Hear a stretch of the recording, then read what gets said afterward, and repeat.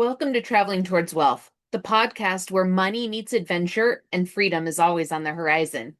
I'm Sarah Jones, financial coach, full-time traveler, houseplant lover, sourdough baker, and your guide to building a life that's as rich in experiences as it is in peace of mind.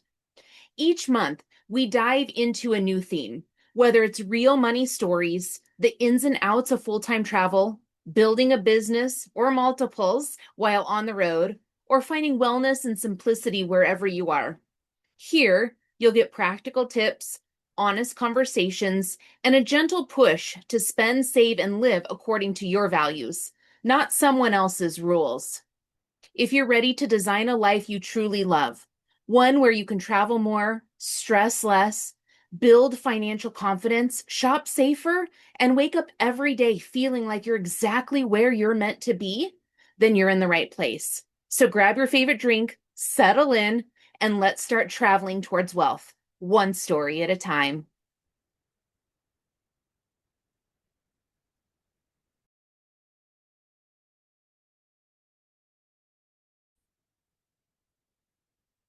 Hey, welcome to the first official episode of Traveling Towards Wealth. I just want to say thank you for being here. I'm really excited to travel this journey with you, and I want to say thank you. Thank you for your support, your love, your encouragement, all those things.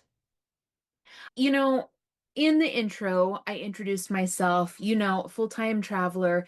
I'm definitely an avid sourdough baker, love house plants, and I've really been focusing on this idea of building a life that's very rich in experiences and peace of mind, right? And I'm really excited that you're here today because we're going to dive into the story that started it all, right? My own messy, beautiful story, definitely full of chaos and full of love too. So I want to ask you, have you ever felt like you've just been drowning in debt, stuck in this cycle of financial stress, just wondering like if you're ever going to get ahead? You know you're not alone, but sometimes it feels very lonely, right? I've definitely been there. The good news is you don't have to stay there. And today I'm going to share how I went from $60,000 in debt to debt free to $54,000 of debt to being debt free again, and why it didn't work the first time, and why it's definitely stuck the second time around, and how it's really created this life of more freedom, both time freedom, financial freedom, location freedom, really all the adventures, and certainly financial confidence, right? And how you can start your own journey as well. So I want to, take you back, rewind to 2006. Do you remember that year? 20 years ago already. Can you believe it? 20 years ago, I was just 26, 27 years old. And James and I had just gotten married. So, newly married, I had two kids from a previous marriage. So I had been married, two kids, divorced, and now remarried with two young kids. And literally the night of our wedding, the night James and I got married, we were sitting out on kind of by our front door. I grabbed a notebook, I grabbed a pen. He had a drink. I probably had a drink in my hands too. And I said, okay, we got to get out of debt. Like, what let's list all the debt that we have. What do we have? Because I need to make a plan to get out of it. And I am sure at that moment he was freaking out like, what the F did I just get myself into? Like, what did I just get married to? It wasn't your traditional wedding night because the money stress was overwhelming me, right? We had credit cards, we had vehicle loans, motorcycle loans. He had a personal loan that I didn't know about. We had medical bills, legal bills, literally, you name it, we had it. I had a mortgage on the house. And I just remember sitting there that night when we were listing everything out, thinking that it was overwhelming, this stack of bills, the sheer number and total of debt that we had was so overwhelming and so like all consuming for me. And I really did wonder, like, number one, how the heck did we get here? And then how the heck are we going to get out of this? Right. So I wanted to start, getting it paid down. And I will tell you, at the time, we were making like right around $60,000 a year, right? And so we had about $60,000 of debt and we were making about $60,000 a year. And I was just like, okay, everything needs to go into savings. Everything needs to, anything extra needs to go to paying this debt off. Truthfully, no real plan until I was introduced to a book called The Total Money Makeover. You may be familiar with it. Dave Ramsey's Total Money Makeover. And that was actually in 2008. So we had been working for about a year and a half or so on kind of paying off debt, not really making a lot of progress. Some, but not as much as I wanted. So when I was introduced to the Total Money Makeover, I was like so excited. Okay, here's our plan. This is what we're going to do. And we did it. It was super restrictive. We literally cut out every little thing that brought joy to our lives. And when I say every little thing, I mean my kids would ask to go and get ice cream, and I told them no all the time because I was terrified that $2 that I would have spent at the McDonald's drive-through to get them an ice cream cone was going to completely sink my savings and derail our debt-free plan. I want you to think about that for a minute, friend. That's scarcity mindset at its finest. That is restriction in a way that is completely unsustainable. And that restriction fed the scarcity. It also prevented a lot of really amazing experiences and memories that I could have had with my family. It cut it out. I was so scared of derailing because in that plan, it was very much based on shame and guilt, and again, that restriction. Now, I didn't see a lot of that at the time, all right? But we certainly weren't, I felt it. I felt this desire inside to be doing more, but I didn't know how. Because in the plan, it was like, you shouldn't be going on vacations if you have any debt. You shouldn't be going out to eat if you have any debt. And it really, got me looking at it really and building the fear, right? Building the shame of like, oh, it felt so guilty to spend money on myself. It felt so guilty to go and get an ice cream cone, right? We worked, those 2 years and we became debt free for the first time in July of 2010. Now, that debt free life lasted only 4 months. We worked for 4 years really hard and restricted to reap the benefits of it for 4 months. It was devastating. I felt like a failure when we went back into debt. But life hit really hard. And that's when I started really kind of opening my eyes, right? When I say life hit really hard, I want to just mention the things that happened so you get a good idea of where we were at.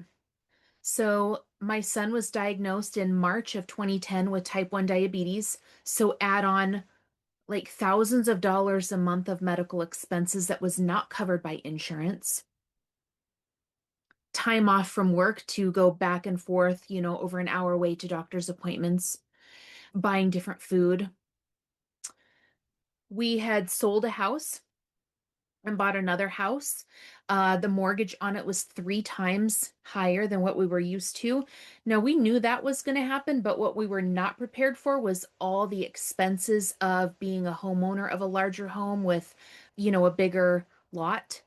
And so utilities and everything call us naive, but nobody really explained that to us. Nobody really explained the cost of home ownership when you were buying a much larger home. I had several surgeries, so then there's more debt, more medical debt.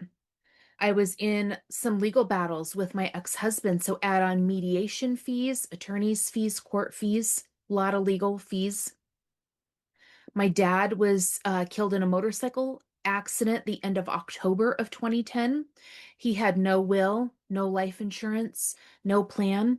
And so final expenses and taking care of all of that fell on my husband and I. And then towards the very end of 2010, in late November, early December, my car quit and I needed a car. So we purchased a new to us, not a brand new. We purchased a used car, but friend, I I cannot believe to you or express to you the stress that I felt because when 2011, came to be, I talked a minute ago about like the defeat that I felt, finding ourselves back in debt by about $54,000. That's not a little chunk of change. That was a very significant amount of money to us. Again, with that debt, bigger mortgage, medical bills, all the things. By the by the time I knew it, like it just added up and I wasn't even able to focus on the numbers. Like I had to start like thinking, how the heck are we going to get out of this again? But what really came to mind, what really came into focus for me was look at what happened. We sacrificed, we scrimped, we saved. I felt so guilty and so anxious with money. I was terrified to spend money. For that to only last 4 months after we worked our tails off for 4 years, I was like, no, we're not doing it this way again. And I really had to start evaluating my relationship with money. And I had to start seeing money as not the enemy, right? But really start seeing it as a tool to build the life that I really wanted. Now, this certainly didn't change overnight. So do not get this idea that I made this big discovery and all of a sudden the next day it was all good and well. Far from it. From 2011 to 2018, so that's 7 years we worked on paying our debt off. But it was more than just paying debt off. It was about, again, looking at my relationship with money, looking at my relationship with my husband, because what I didn't mention is during that time, our marriage was falling apart. We were on the verge of divorce. I was losing the battle with building this solid relationship with my kids who were, entering their teen years. I felt horrible, with my own self. And so it wasn't just, make the decision and everything changes. I really had to look at what needs to change and it was a very slow but intentional process. I really started focusing on like my values, like what really, really mattered to me. So the first thing that I focused on was building our peace of mind fund intentionally. So we didn't have to rely on, credit cards when life threw another curveball, right? And I started to really focus on how can we spend in a way that felt really good, but didn't have the guilt attached to it. Most importantly, I really stopped letting the shame and guilt control my financial decisions, right? Maybe you're listening to this right now and you're feeling like you're, stuck in this never-ending cycle of debt and stress. Maybe you feel like you've tried all the apps, all the free downloads, followed all the internet gurus out there and nothing seems to stick, nothing seems to work. And I really, really want you to know it is not your fault. Okay? The systems out there were not built for you to thrive. They were not built for your best intentions. They were built to sell things and to make money for the companies and that put them out there. All right?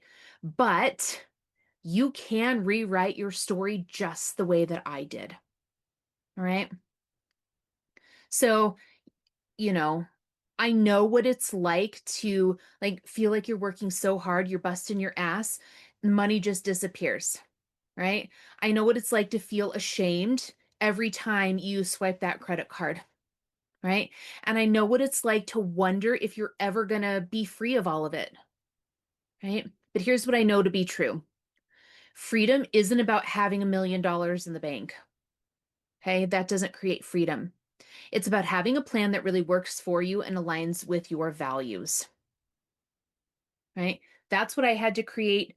And I will tell you, in 2018, we became debt free again.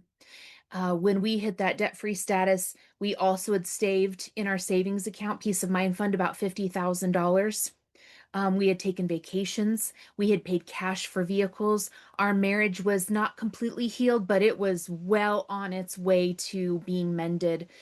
We were communicating about money in a way that we had never communicated about money before.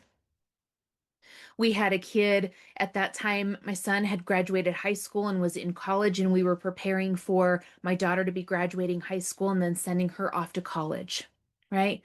So, and we have been debt free since. We have been debt free since 2018.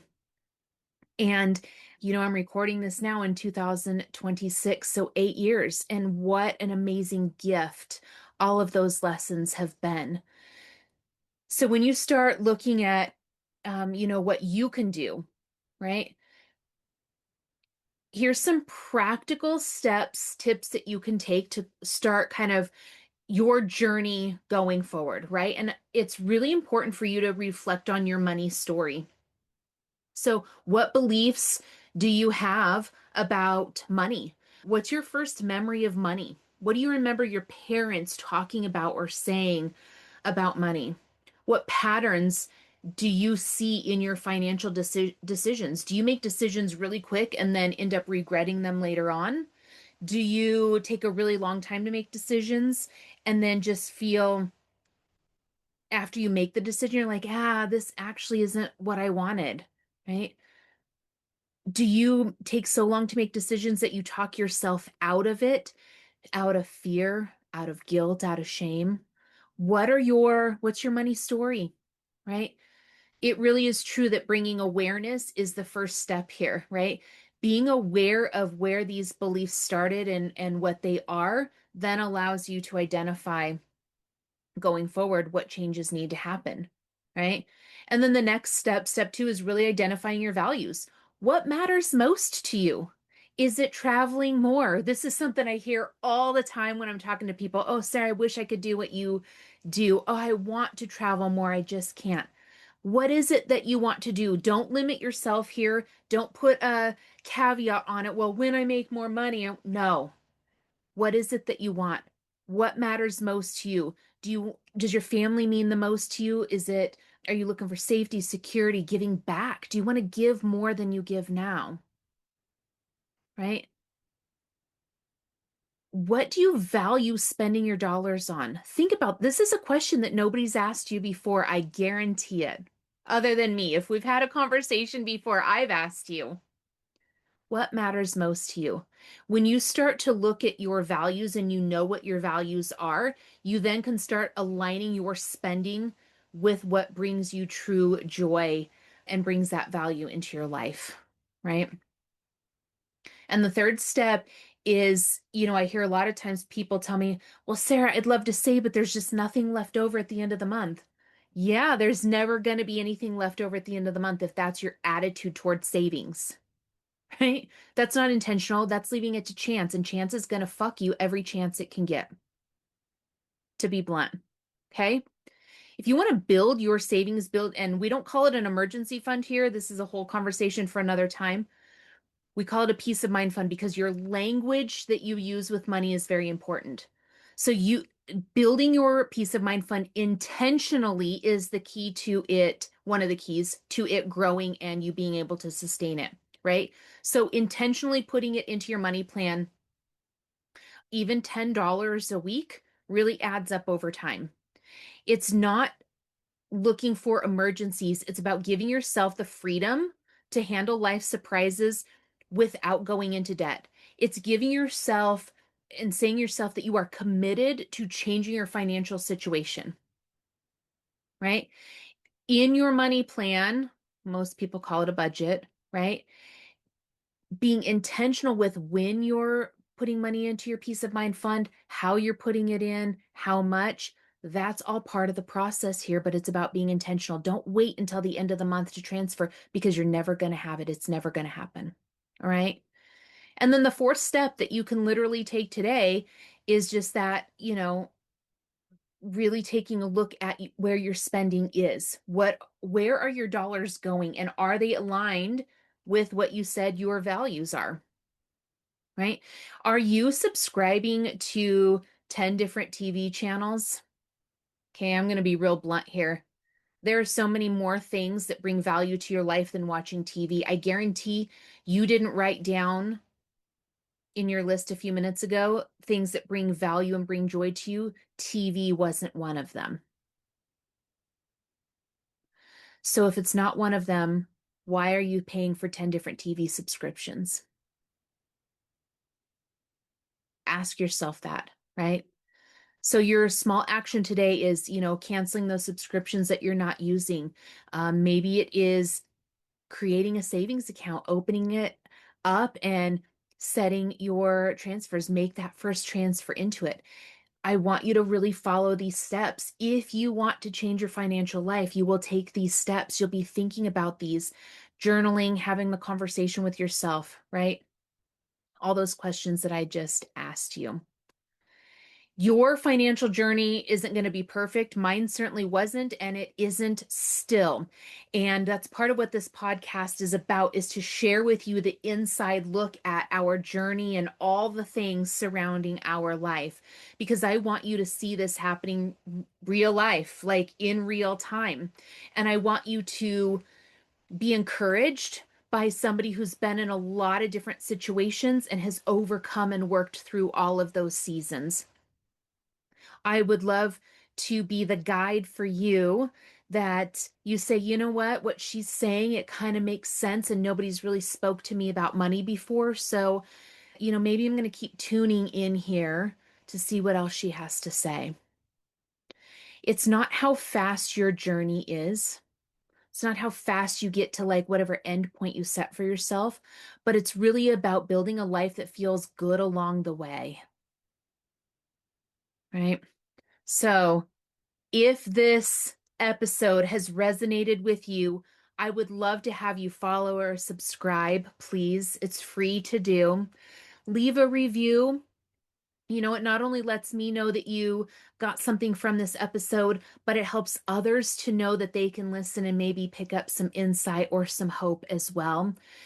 Share it with a friend who's maybe ready to rewrite their money story that needed just a little bit of encouragement today. And, if you're ready to take that next step, hey, book a free call with me. The link is in the show notes. I'd love to help you create your money plan that's really built around your life.